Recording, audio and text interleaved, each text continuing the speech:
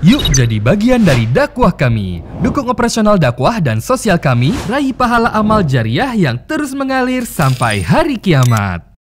Assalamualaikum warahmatullahi wabarakatuh. Alhamdulillah, wassalatu wassalamu ala rasulillah.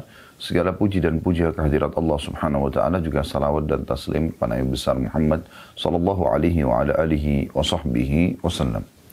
Saudaraku siman, kita akan melanjutkan seperti biasa di hari Jumat. Umumnya sebelum kami umrah di waktu 13.00 waktu Indonesia Barat sampai 14.00, hanya karena kami lagi dari kota Rasulullah SAW Al-Madinah Munawwarah, maka kita akan mulai selepas subuh di sini atau pukul 10.30 kurang lebih waktu Indonesia Barat. Dan kita akan melanjutkan kitab sedekah kita dan masih di bab yang pertama, atau bab yang kedua tepatnya. Karena bab pertama itu membahas tentang masalah anjuran membayar zakat dan penekanannya. Kalau di bab kedua ini masalah ancaman menolak membayar zakat dan keterangan tentang zakat perhiasan. Saya langsung saja masuk ke hadis pertama, saudaraku seiman. Semoga Allah SWT berkahi. Hadis nomor pertama di dalam bab kedua ini dengan sanad sahih dan urutan 754 dari awal belajar, yang berbunyi dari Abu Hurairah radhiyallahu anhu. Dia berkata, Rasulullah sallallahu alaihi wasallam bersabda, "Ma min sahibi dhahabin wala fiddatin la yuaddi minha haqqaha illa idza kana yaumul qiyamati suffihat lahu safaihu min nar fa uhmiya 'alayha fi nari jahannam fayukwa biha jambuhu wa jabinuhu wa dhahruhu kullama baradat أعيدت له في يوم كان مقداره 50,000 سنة حتى يقضى بين العباد فيرى سبيله إما إلى الجنة وإما إلى النار." Jadi ini hadis cukup panjang. Saya langsung baca dulu terjemahan sampai di sini ya. Kata Nabi SAW, tidak ada pemilik emas dan perak yang tidak menunaikan haknya, maksudnya zakatnya, kecuali pada hari kiamat nanti akan dibuatkan untuknya lempengan-lempengan dari api. Lalu ia dipanaskan di neraka jahanam, kemudian lambung, kening, dan punggungnya disetrika dengannya. Setiap kali dingin, atau ia dingin, tadi lempengan emas dan perak itu, maka ia dikembalikan atau ia dipanaskan kembali. Sesuai dengan firman Allah dalam surah Al-Ma'arij ayat 4 yang artinya pada suatu hari yang kadarnya 50.000 tahun. Sehingga diputuskan di antara para hamba, maka dia melihat jalannya ke surga atau ke neraka. Kemudian kita kembali lagi ke hadisnya. Qila, ya Rasulullah, fal iblu, qala wala sahibu iblin, la yuaddi minha haqqaha wa min haqqiha halabuha yawma wirduha illa idza kana yawmul qiyamati butiha laha biqa'in qarqarin aw farama kanat la yafqidu minha fasilan wahida tata'uhu bi akhfafiha wa ta'udduhu bi afwahiha kullama marra alayhi ulaha rudda alayhi ukhraha fi yawmin kana miqdaru 50,000 sana hatta yuqda bainal ibad fayara sabila wa imma ilal jannati wa imma ilan nar. Sampai sini kita terjemahkan dulu. Dan ditanyakan juga kepada beliau tentang, wahai Rasulullah, bagaimana dengan unta, orang yang punya peternakan unta. Rasulullah SAW bersabda, tidak ada seorang pemilik unta yang tidak menunaikan haknya, atau di antara haknya adalah memerah air susunya pada hari di mana ia mendatangi sumber air. Kecuali pada suatu hari, nanti hari kiamat, dia, pemilik unta tersebut, akan dilemparkan kepada unta-unta tersebut di suatu padang yang datar dan tandus, di mana tidak hilang darinya seekor anak unta pun. Unta-unta itu akan menginjaknya dengan telapak kakinya dan menggigitnya dengan gigi-giginya. Setiap kali yang pertama berlalu, maka terakhir dikembalikan kepadanya. Sesuai dengan firman Allah dalam surah Al-Ma'arij ayat 4, pada suatu hari yang kadarnya 50.000 tahun. Sehingga diputuskan di antara para hamba, maka dia melihat jalannya ke surga atau ke neraka. Itu potongan yang kedua. Kemudian potongan yang ketiga dari hadis, qila ya Rasulullah, fal baqaru wal ghanamu. Qala wala sahibu bakarin wala ghanamin la yuaddi minha haqqaha illa idha kana yawmul qiyamati butiha laha biqa'in qarqarin awfara ma kanat la yafkidu minha syai'a.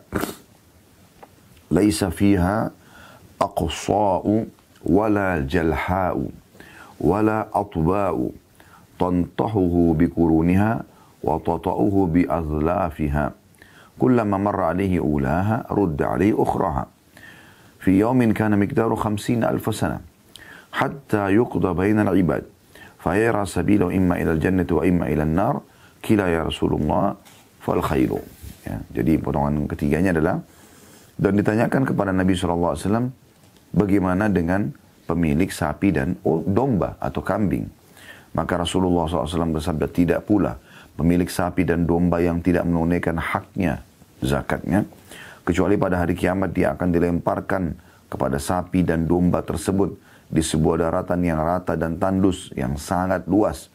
Tidak satu pun yang tertinggal, tidak ada yang bertanduk, berliku-liku atau bengkok. Tidak ada pula yang tak bertanduk dan tidak ada pula yang bertanduk patah. Sapi-sapi dan domba-domba tersebut akan menyeruduknya dengan tanduk-tanduknya dan menerjangnya dengan kaki-kakinya. Setiap kali yang pertama berlalu, maka yang terakhir dikembalikan kepadanya.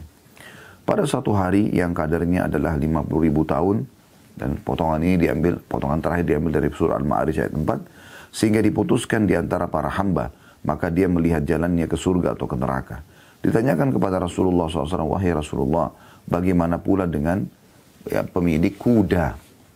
Ya. Maka Nabi SAW menjawab, mengatakan, qala al-khailu thalatha, hiya li rajulin wizrun, wa hiya li rajulin sitrun, wa hiya li rajulin ajrun.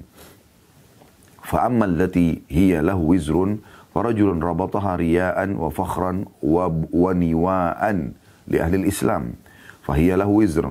Wa amma allati hiya lahu sitrun, farajulun rabataha fi sabilillah, thumma lam yansa haqqallahi fi dhuhuriha wa la riqabiha, fahiya lahu sitrun. Wa amma allati hiya lahu ajr, farajulun rabataha fi sabilillah li ahli al-Islam, fi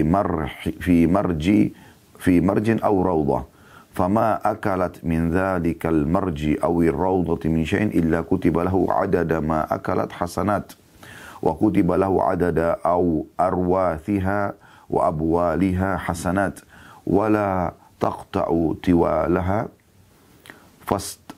fastannat syarafan aw syarafaini illa kutiba lahu adada athariha wa arwathiha hasanat wala marra biha sahibuha ala nahrin fasharibat minhu wala yuridu an yasqiyaha illa kataballahu ta'ala lahu adada ma sharibat hasanat. Qila ya Rasulullah fal humuru, qala ma unzila alayya fil humuri illa hadhil ayah al-fadhatil jami'ah wa man ya'mal mithqala dharratin khairan yarah wa man ya'mal mithqala dharratin syarran yarah. Yang artinya, ini potongan terakhir dari hadis. Dan ditanyakan pula kepada Nabi SAW tentang pemilik kuda. Maka Nabi SAW menjawab, kuda itu ada 3. Kuda yang merupakan dosa bagi pemiliknya, kuda yang merupakan penutup dari dosa-dosa bagi pemiliknya, dan kuda yang merupakan pahala bagi pemiliknya. Adapun kuda yang merupakan dosa bagi pemiliknya, maka ia adalah kuda yang ditambahkan oleh pemiliknya untuk riya, kesombongan, dan permusuhan kepada orang-orang Islam. Maka ia adalah dosa baginya.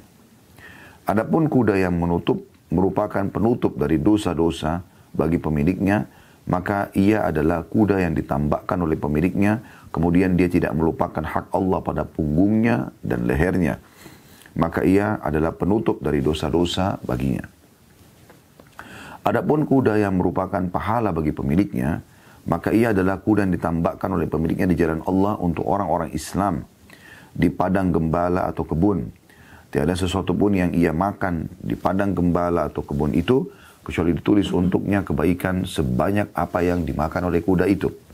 Dan ditulis untuknya kebaikan-kebaikan sebanyak kotoran dan kencingnya. Dan tidaklah tali kekangnya terputus, lalu dia berlari dengan kencang sejauh 1 atau 2 putaran. Kemudian ditulis untuknya kebaikan sejumlah bekas kaki dan kotorannya. Tidaklah pemiliknya membawanya melewati satu sungai, lalu ia minum darinya, walaupun pemiliknya tidak ingin memberinya minum, kecuali Allah Ta'ala akan menulis untuknya kebaikan sebanyak yang ia minum. Ditanya kepada Rasulullah SAW bagaimana dengan keledai. Maka beliau menjawab, tidak diturunkan kepadaku dalam urusan keledai kecuali ayat yang istimewa dan menyeluruh ini. Barang siapa yang mengerjakan kebaikan seberat zarrah pun, niscaya dia akan melihat balasannya, dan barang siapa yang mengerjakan kejahatan seberat zarrah pun, niscaya dia pun akan melihat balasannya. Surah Zalzalah ayat 7 sampai ayat 8. Diriwayatkan oleh Bukhari, Muslim, dan lafaz ini adalah milik Imam Muslim, dan juga diriwayatkan oleh An-Nasai secara ringkas. Baik, ini nomor hadis ya, nomor 1 dari bab kita, dan masih ada di sebelahnya bagian-bagian buku, masih di nomor 1, dan satu riwayat milik An-Nasai berbunyi, Rasulullah SAW bersabda, "Ma min rajulin la yu'addi zakata malihi illa ja'a yawmal qiyamati syuja'an min nar, fayukwa biha jabhatuhu wa jambuhu wa dhahruhu, fi yawmin kana miqdaru 50,000 sana, hatta yuqda bainan nas." Tidaklah seseorang yang tidak membayar zakat hartanya, melainkan hartanya akan datang pada hari kiamat dalam bentuk ular dari api neraka, maka kening, lambung dan punggungnya digosok dengannya pada hari yang kadarnya selama 50.000 tahun, sampai diputuskan di antara manusia.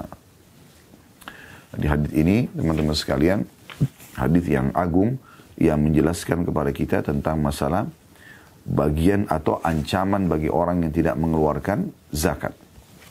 Baik, kita akan coba mengorek mutiara daripada hadis ini. Semoga Allah SWT berkahi. Kita ambil potongan pertama. Jadi ini mutiara pertama, yaitu sabda Nabi SAW, tidak ada pemilik emas dan perak.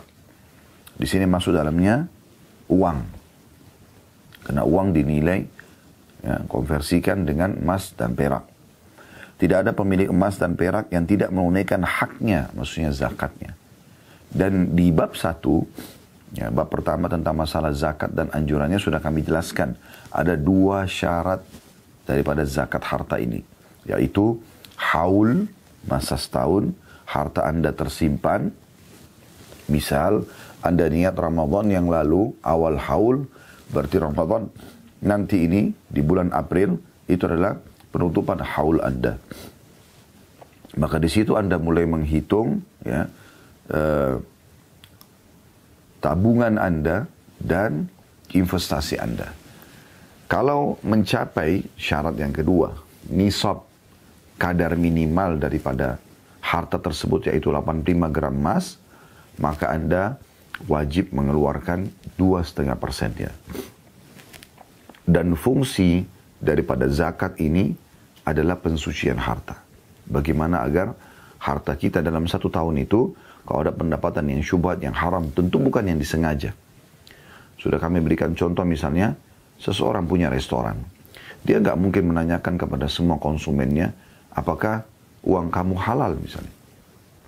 Ya udah dia terima, secara zahir dia tahu orang ini belanja, makan di tempat dia. Ya udah, dia tinggal terima uangnya. Pemilik toko, ya. Umumnya para pedagang menerima dari konsumen, tidak mungkin dia tanya satu persatu. Nah, zakat nanti mensucikan harta-harta itu. Jadi ini, ya, syaratnya zakat.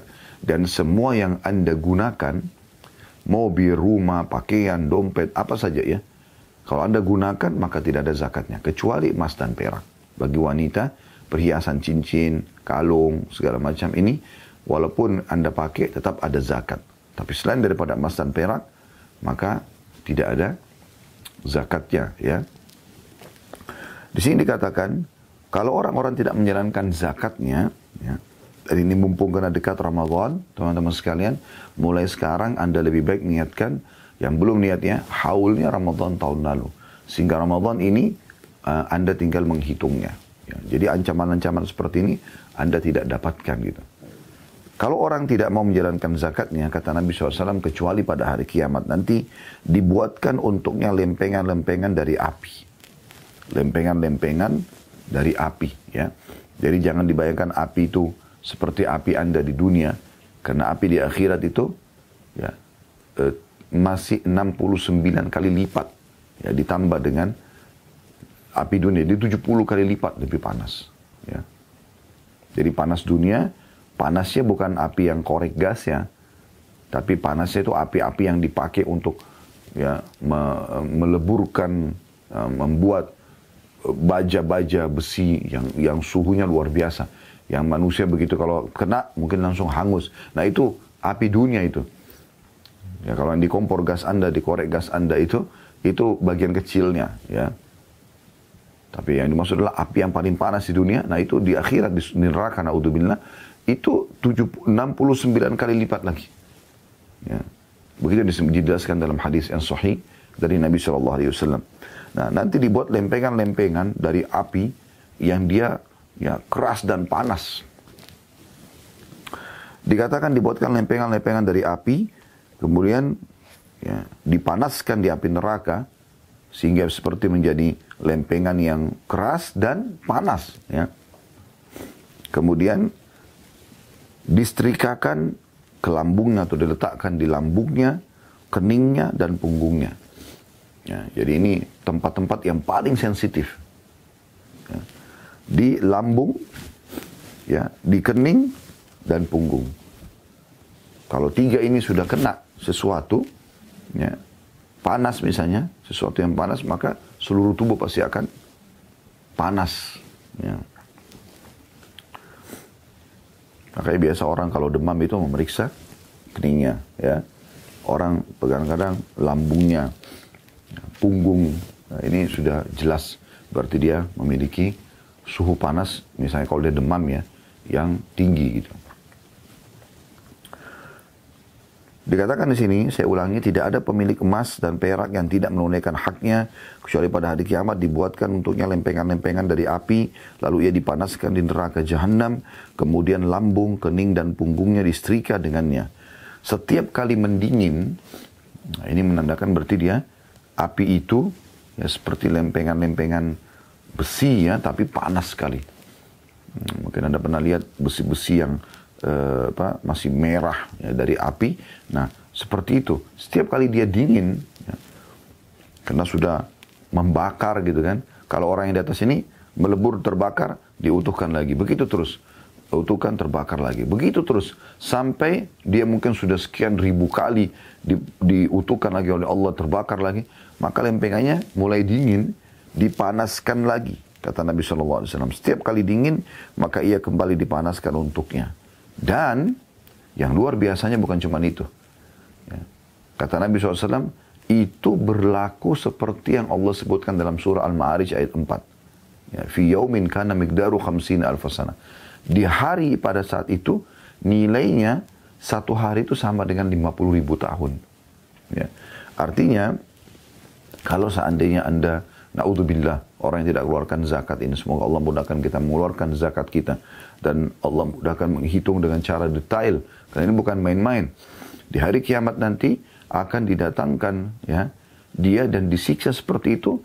Kalau satu hari saja itu nilainya sama dengan 50.000 tahun waktu dunia. Dan ini terjadi teman-teman sekalian sebelum ke neraka ya. Ini masih di mahsyar. Masih di mahsyar.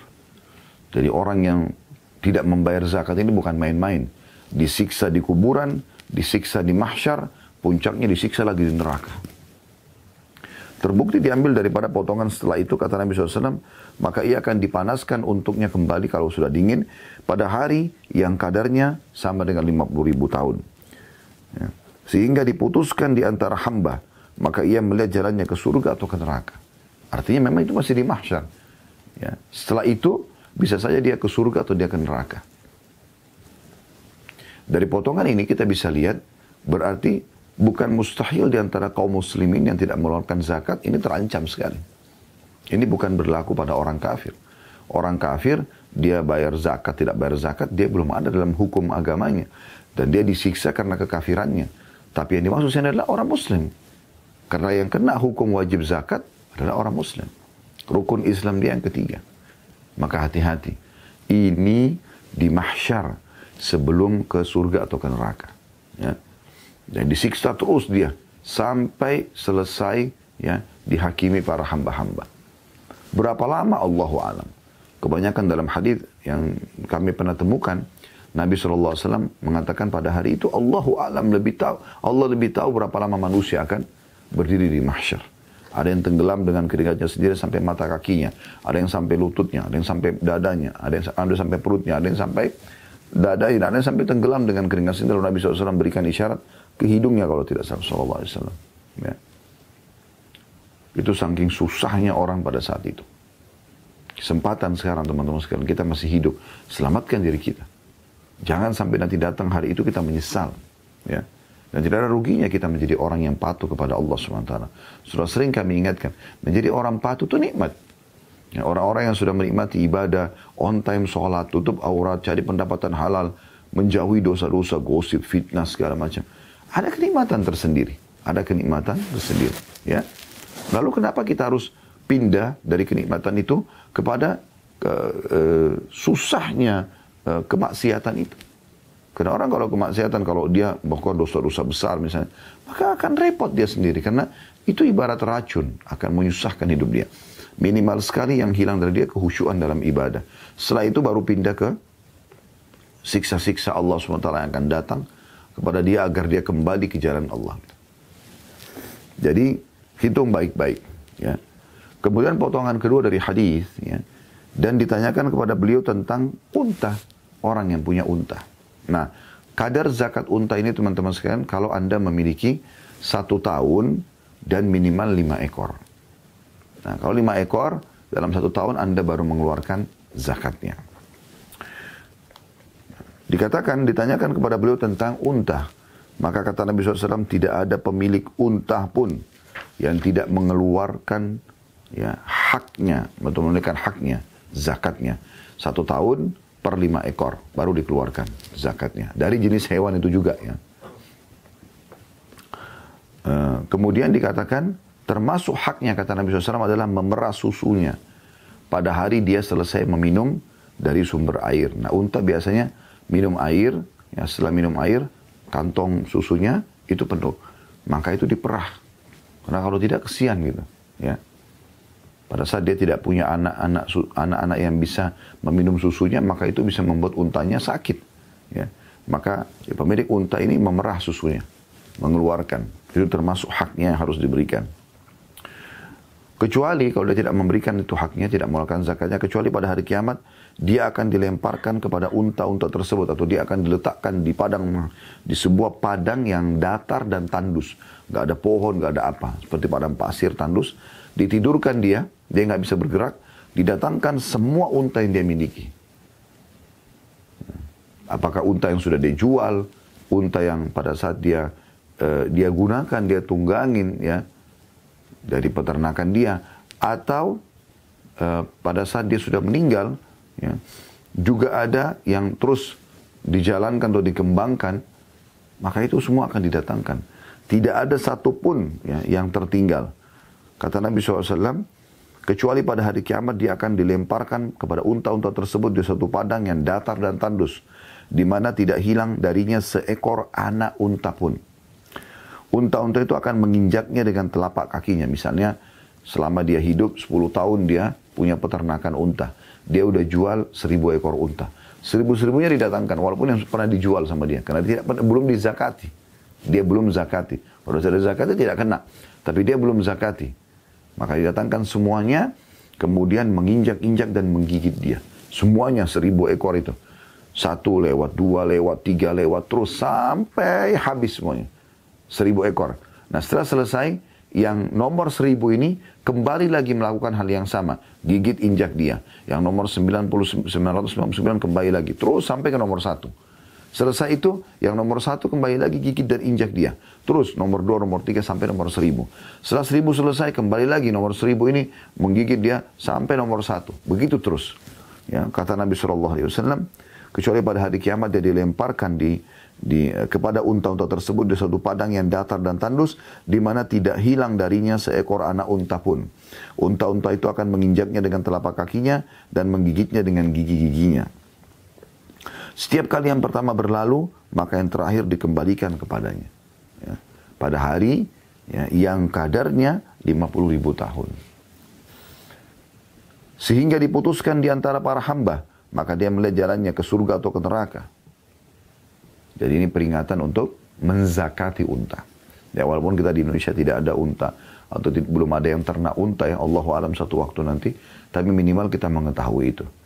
Nah, potongan yang ketiga ini masuk pada para pengembala-pengembala atau pemilik peternakan di kita ya. Yaitu ditanyakan kepada beliau tentang sapi dan domba. Rasulullah SAW menjawab, tidak pula pemilik sapi dan domba yang tidak menunaikan haknya.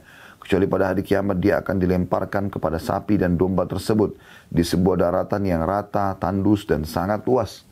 Tidak satupun yang tertinggal. Tidak ada yang bertanduk berliku-liku. Ya. Tidak ada yang bengkok tanduknya. Dan tidak ada yang tidak bertanduk. Dan tidak ada pula yang tanduknya patah. Jadi kalau misalnya selama ini Anda punya sapi, Anda punya domba, tidak ada tanduknya, maka Allah akan munculkan tanduknya pada hari kiamat. Kalau ada yang bengkok tanduknya, diluruskan, runcing, tajam. Kalau ada yang patah, Allah utuhkan. Jadi semua bertanduk.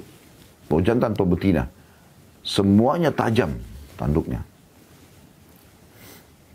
Nah, kemudian dikatakan, saya ulangi, tidak pula pemilik sapi dan domba yang tidak menunaikan haknya kecuali pada hari kiamat, dia akan dilemparkan kepada sapi dan domba tersebut di sebuah daratan yang rata, tandus dan sangat luas.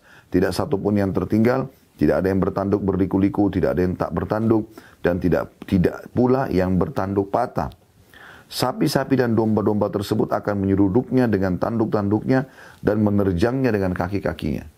Misalnya tadi, saya sudah kasih contoh kalau unta, sapi misalnya, dia punya 1000 ekor sapi. Walaupun yang sudah dijual ya, tidak pernah dizakati sama dia. Sementara kalau sapi, per 30 ekor sapi. Kalau Anda sudah punya 30 ekor sapi dalam 1 tahun, maka Anda wajib mengeluarkan zakatnya. Ya, kalau domba per 40 ekor. Jadi kalau unta 5 ekor, kalau sapi 30 ekor, kalau domba itu 40 ekor. Ya. Maka Anda keluarkan zakatnya. Ini ada hitung-hitungan sendiri tentunya, dan ada bahasanya, ada tabel zakat. Anda bisa temukan banyak insya Allah.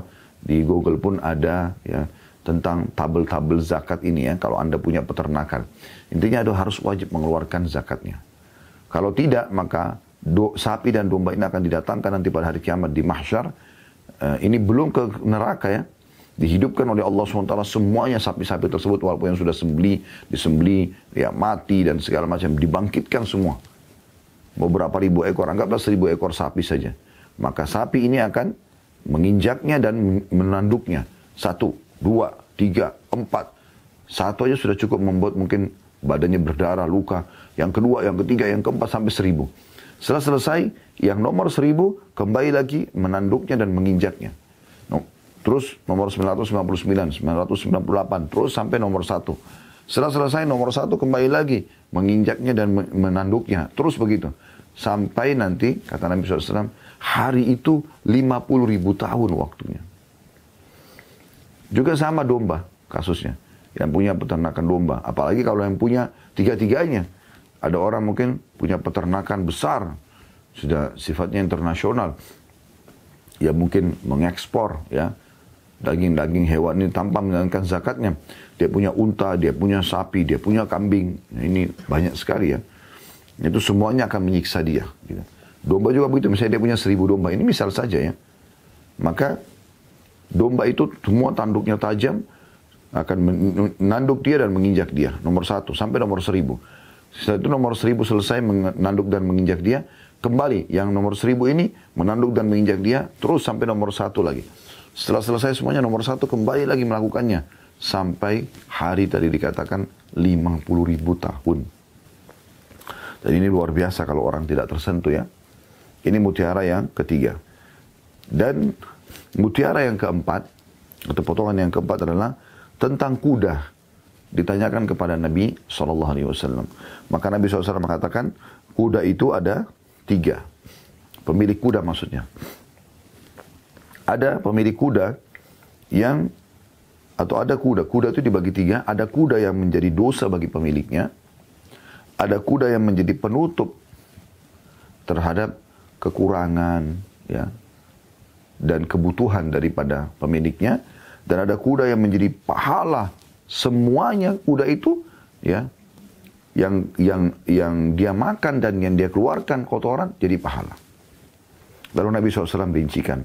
Adapun kuda yang merupakan dosa bagi pemiliknya adalah orang yang sengaja memiliki kuda yang ditambatkan, ya, oleh pemiliknya untuk riya, untuk pamer, nih saya punya kuda mahal nih. Kesombongan dan permusuhan kepada orang-orang Islam. Maka ini akan menjadi dosa bagi dia. Jadi ada sifat kuda yang mendatangkan dosa ini juga dibagi 3. Ya, ini mutiara yang keempat dulu. Kita fokus ke kuda yang mendatangkan dosa. Itu mutiara yang keempat. Nanti jenis kuda yang kedua, mutiara yang kelima. Gitu kan. Jadi mutiara yang keempat dari hadis adalah kuda yang mendatangkan dosa. Dan dari sini kita lihat tidak ada zakat kalau kuda. Ya. Tidak ada zakat karena yang ada zakatnya cuma 3 jenis hewan tadi yang awal. Unta, sapi, ya, kambing atau domba. Ini ada zakat dari jenis hewan itu sendiri, ya. Lalu bagaimana kalau orang punya peternakan kuda? Nah, yang dia hitung adalah modal itu seperti usaha dia. Orang punya peternakan ayam misalnya, ya. Ikan, ya, tambah ikan misalnya. Maka itu yang dia hitung adalah uangnya secara umum. Masuk dalam total harta yang dia hitung. Mirip dengan emas dan perak tadi. Dimasukkan dalam bentuk nilai hartanya. Jadi tidak ada zakat dalam bentuk hewan. Tapi 3 jenis hewan tadi, unta, sapi, dan domba, ini wajib zakat dari jenis hewan itu sendiri. Nah kalau kuda, ya di sini dikatakan, tidak disebutkan zakat yang Nabi SAW. Tapi disebutkan kuda bisa menjadi 3 jenis kuda dibagi pemiliknya. Yang pertama datangkan dosa. Nah dosa ini adalah orang yang riya.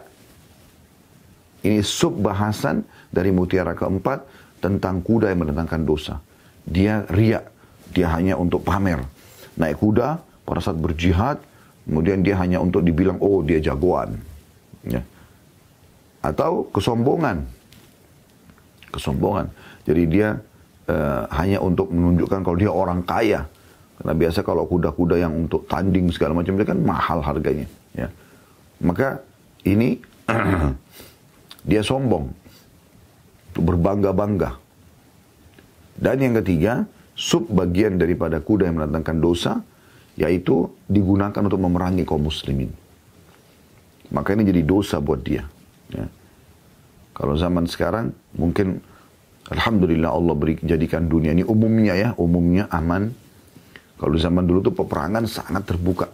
Dan zaman dulu belum ada teknologi kayak sekarang, menggunakan pesawat tempur, tank, senjata-senjata dengan teknologi canggih. Kalau zaman dulu orang, seperti mana Anda tahu, menunggangi kuda. Dan kuda paling banyak ditunggangi, ya, karena cepat, kuat, ya. Dan bisa dilatih untuk ikut berperang gitu. Maka itu sudah umum. Nah, ada orang yang memang zaman dulu menggunakan kuda-kuda ini untuk memerangi kaum muslimin. Ya, dalam pasukan-pasukan orang muslim menyerang umat Islam. Ini jadi dosa buat dia.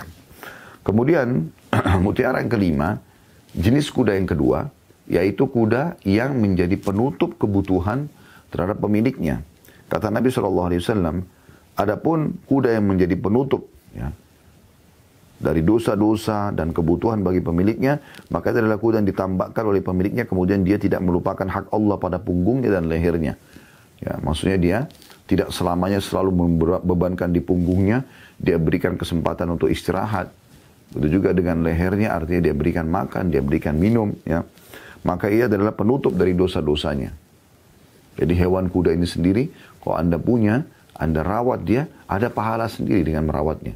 Walaupun Anda tidak menggunakannya untuk, ya, kegiatan-kegiatan umumnya kayak pertandingan atau apa saja. Hanya Anda pelihara kuda saja.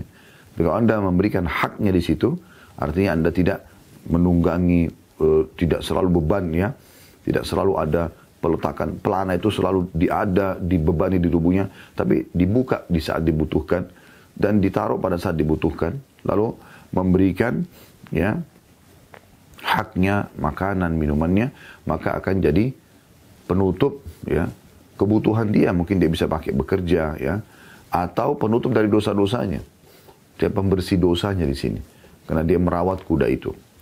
Mutiara yang keenam adalah jenis kuda yang ketiga, dan ini kuda yang paling bermanfaat, yaitu kuda yang mendatangkan pahala bagi pemiliknya, kata Nabi SAW. Maka ia adalah kuda yang ditambahkan oleh pemiliknya di jalan Allah untuk orang-orang Islam. Jadi dia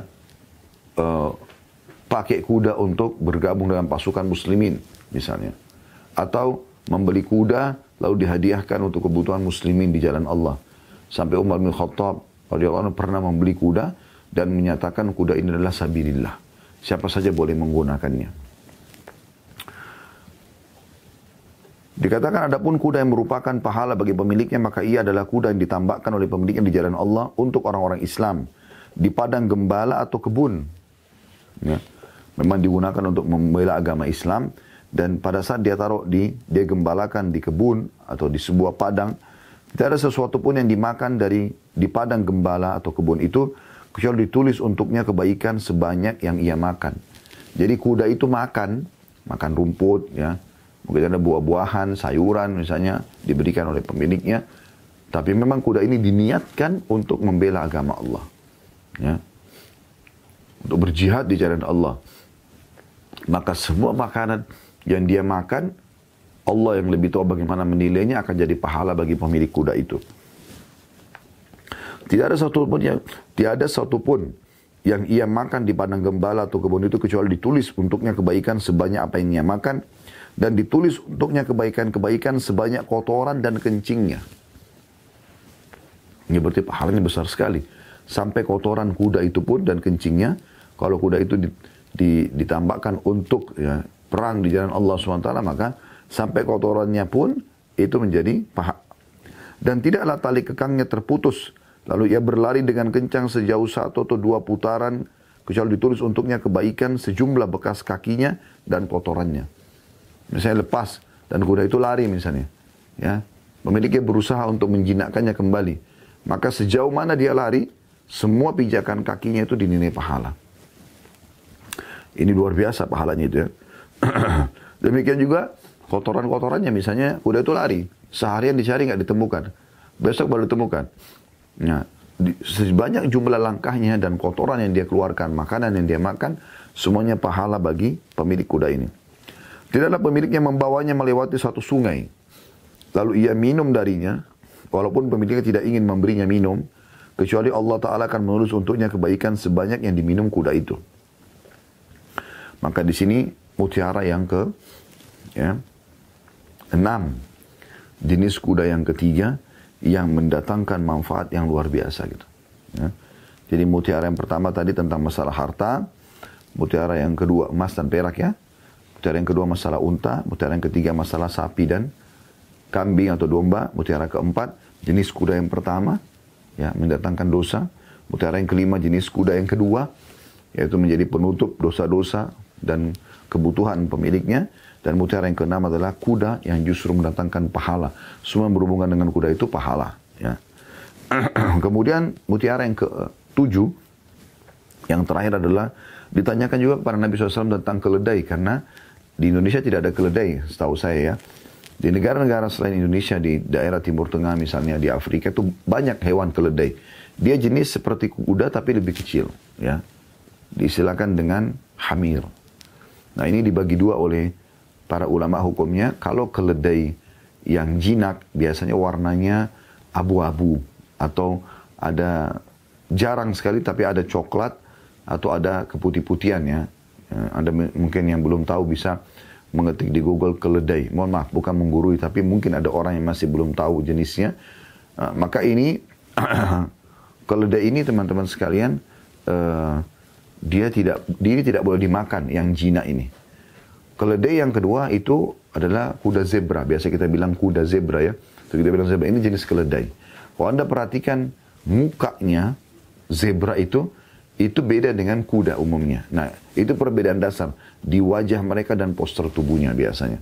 Kalau keledai, ya, itu sepertinya ya, bagian hidungnya atau lubang hidung itu lebih besar daripada kuda umumnya.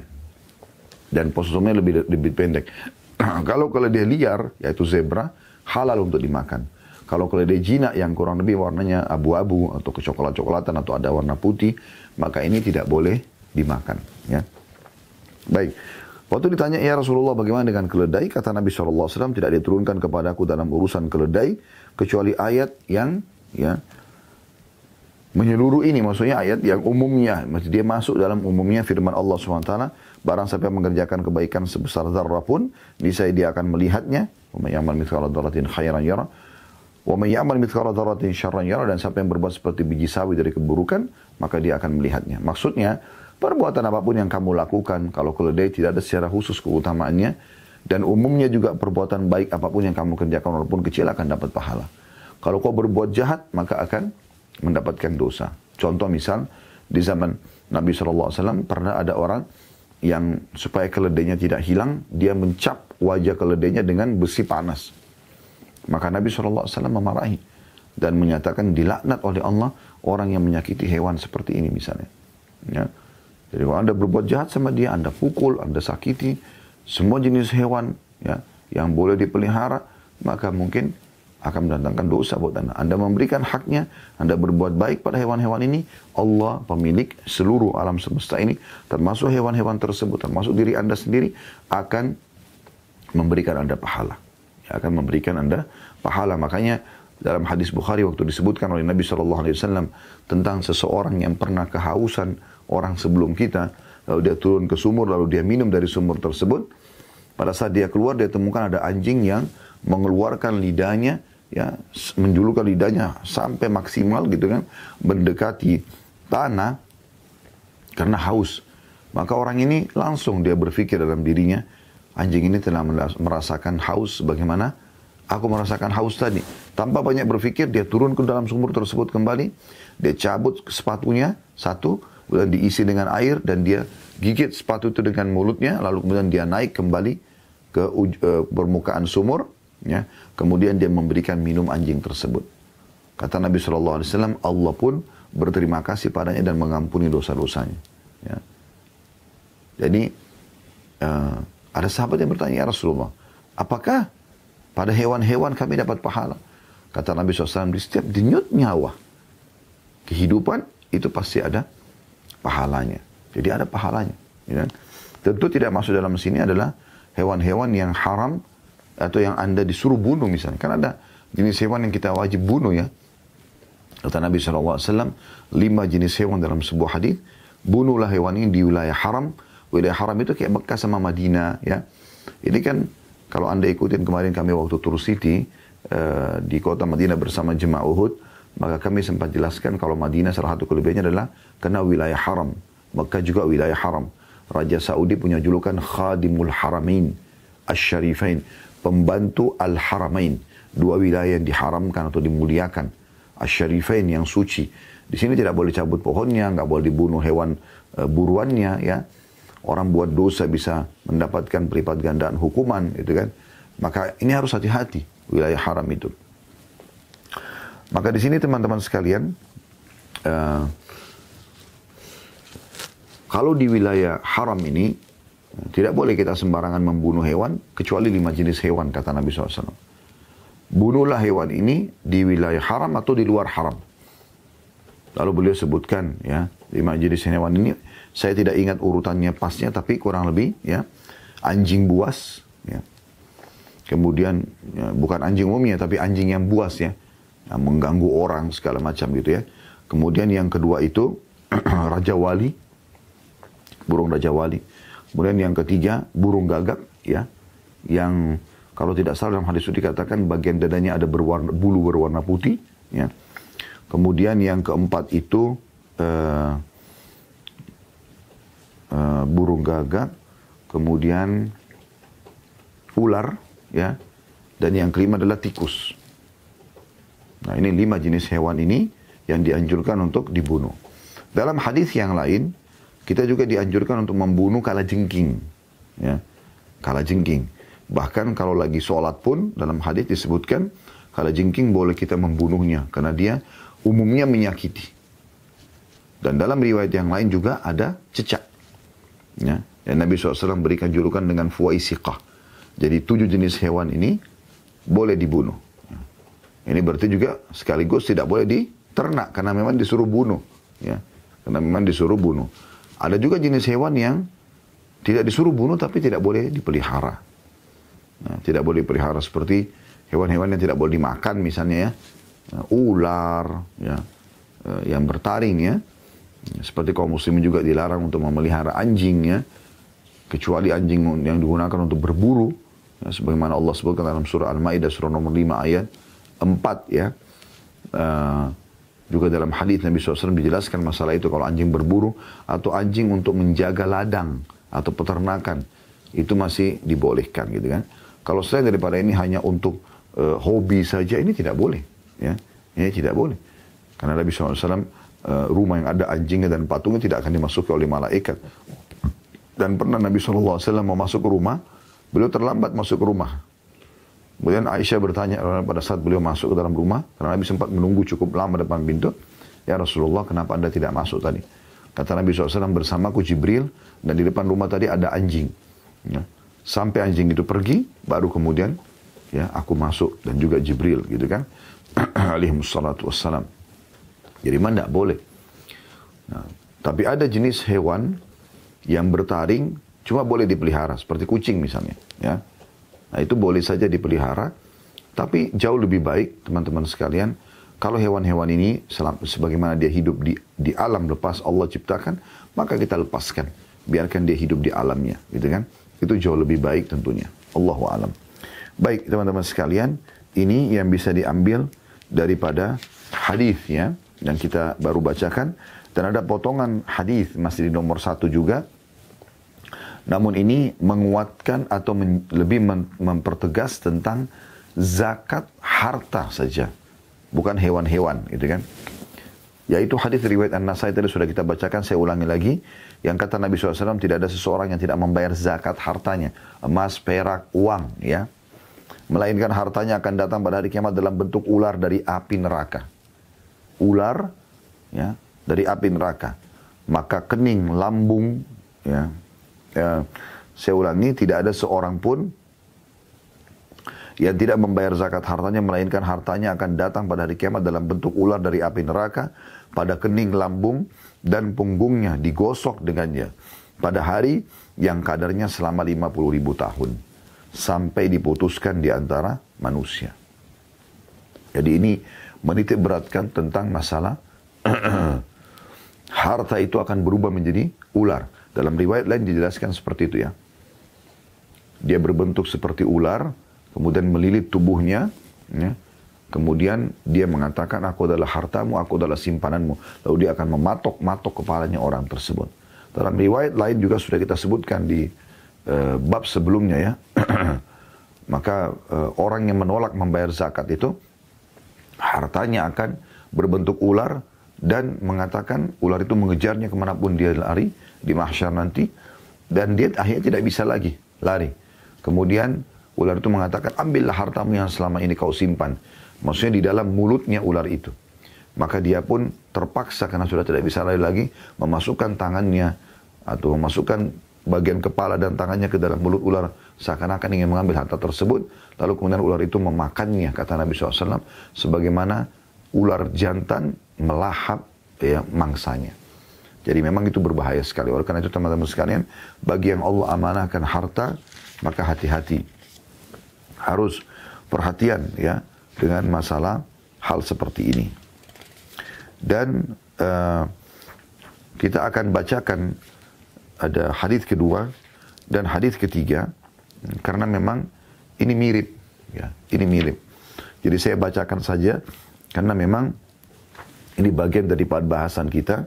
Hadis kedua yang dengan sanad sahih urutan 755 dari awal belajar berbunyi dari Jabir radhiyallahu anhu, dia berkata, aku mendengarkan Rasulullah SAW bersabda, ma min sahibi ibilin la yaf'alu fiha haqqaha illa ja'at yawmal qiyamati akthara ma kanat wa qa'ada laha biqa'in qarqar tastannu alaihi bikawaimiha wa akhfafiha. Wala sahibi baqarin la yaf'alu fiha haqqaha illa ja'at yawmal qiyamati aktsara ma kanat wa qa'ada laha biqa'in qarqar tantahuhu bikuruniha wa tata'uhu bi dalam kurung bikawaimiha. Wala sahibu ghanamin la yaf'alu fiha haqqaha illa ja'at yawmal qiyamati aktsara ma kanat wa qa'ada laha biqa'in qarqar tantahuhu bikuruniha wa tata'uhu bi azlafiha. Laisa fiha jamma'u wala munkasirun qarnuha. Wala sahibu kanzin la yaf'alu fiha haqqahu illa ja'a kanzuhu yawmal qiyamati syuja'an aqra yatba'uhu fatihan fa idza atahu farra minhu fayunadihi khudh kanzaka alladhi khabba'tahu fa ana anhu ghani fa idza ra'a an la budda minhu salaka yadahu fihi fa yaqdamuha qadmal fahli. Artinya, tidaklah seorang pemilik unta yang tidak menunaikan haknya, kecuali unta-unta itu akan datang pada hari kiamat dalam jumlah yang paling banyak, ya, seluruh untanya yang pernah ada sama dia, dan duduk di hadapannya di daratan luas lagi tandus. Lalu unta-unta tersebut menyeret-nyeret atau menginjak-injak kakinya, ya, atau menginjak-injak ya tubuh orang tersebut dengan kakinya dan telapak-telapak kakinya. Tidaklah pemilik sapi yang tidak menunaikan haknya, kecuali sapi-sapi itu akan datang pada hari kiamat dalam jumlah yang paling banyak. Dan dia duduk di depannya di daratan, maksudnya pemilik unta, sapi ini duduk di situ ya. Duduk di hadapannya, di daratan luas lagi tandus, lalu sapi-sapi tersebut menanduknya dengan tanduk-tanduknya dan menginjaknya dengan kakinya. Dan tidaklah pula pemilik domba yang tidak menunaikan haknya, kecuali domba-domba itu akan datang pada hari kiamat dalam jumlah paling banyak, dan dia duduk di depannya di daratan luas lagi tandus, lalu domba-domba tersebut menanduknya dengan tanduk-tanduknya dan menginjaknya dengan kakinya. Di dalamnya tidak ada yang bertanduk dan tidak pula yang bertanduk patah. Dan tidaklah pemilik harta simpanan yang tidak menunaikan haknya, kecuali harta kekayaan itu akan datang pada hari kiamat dalam bentuk ular botak, ya, yang memburunya dengan membuka mulutnya. Jika ia mendatanginya, ya, maka ia berlari darinya. Maksudnya, kalau ular itu mendekati dia, orang itu lari darinya. Maka ia berseru kepadanya, maksudnya ular itu, ambillah hartamu yang kau simpan, aku tidak memerlukannya. Manakala dia melihat bahwa dia tidak bisa menghindar lagi dari ular itu, maka dia memasukkan tangannya ke dalam mulut ular itu, lalu ular itu melumatnya seperti seperti unta jantan melumat. Ya, unta jantan melumat. Ya. Jadi hadis ini tidak perlu kita jelaskan karena mirip tadi ya. Tinggal ini penguatan saja. Demikian juga sebagai penutup teman-teman sekalian, hadis nomor 3 dengan sanad sahih. Urutan 756 dari awal belajar, berbunyi dari Abdullah bin Mas'ud radhiyallahu anhu dari Rasulullah sallallahu alaihi wasallam, beliau bersabda, "Ma min ahadin la yuaddi zakata malihi illa muthila lahu yaumal qiyamati syuja'an aqra hatta yutawwaqa bihi 'unuquh." Thumma qara'a alaina an-nabiyyu misdaqahu min kitabillah wa la yahsabanna alladhina yabkhuruna bima atahum Allah min fadlihi huwa khairan lahum. Al-ayah, artinya tidaklah seseorang yang tidak menunaikan zakat hartanya, kecuali pada hari kiamat hartanya itu akan diwujudkan dalam bentuk seekor ular yang botak yang akan dililitkan di lehernya. Kemudian Nabi SAW membacakan pembenaran penyampaian ini dari kitab Allah Al-Quran yang arti dalam surah Al-Imran 108, sekali-kali janganlah orang-orang yang kikir dengan harta yang Allah berikan kepada mereka dari karunia-Nya itu menyangka bahwa kebakhilan itu baik bagi mereka. Kalau lanjutan ayat, ketahuilah bakhil itu justru buruk buat mereka. Diriwayatkan oleh Ibnu Majah dengan lafaz hadis ini milik dia, juga An-Nasai menyebutkan dengan sanad sahih, dan Ibnu Khuzaimah juga menyebutkan dalam sahihnya.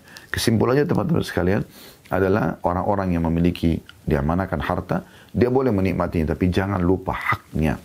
Ada hak yang Allah SWT sudah tentukan, yaitu zakat dari harta tersebut. Kalau tidak, maka akan ada hukuman dari Allah Subhanahu wa ta'ala. Allahu a'lam. Ini bahasan kita insyaAllah